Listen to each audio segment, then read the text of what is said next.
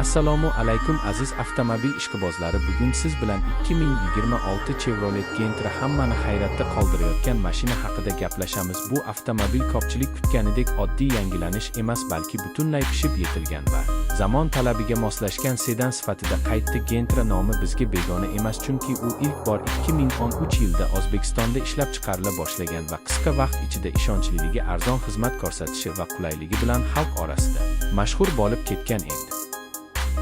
Esa 2026 yilgi yangi avlod Gentra o'sha an'anani davom ettirgan holda zamonaviy ko'rinish va yaxshilangan texnologiyalar bilan taqdim etilmoqda. Tashqi dizaynga qaraydigan bo'lsak, avtomobil ancha jiddiy va chiroyli ko'rinadi. Old qismi yangilangan radiator panjarasi, o'tkirroq faralar va aerodinamik chiziqlar bilan bezatilgan, yon tomondan esa klassik sedan proporsiyalari saqlanib qolgan, orqa qismida esa ixcham ammo zamonaviy stop chiroqlar mashinaga qimmatroq ko'rinish beradi. Salon ichiga o'tirgani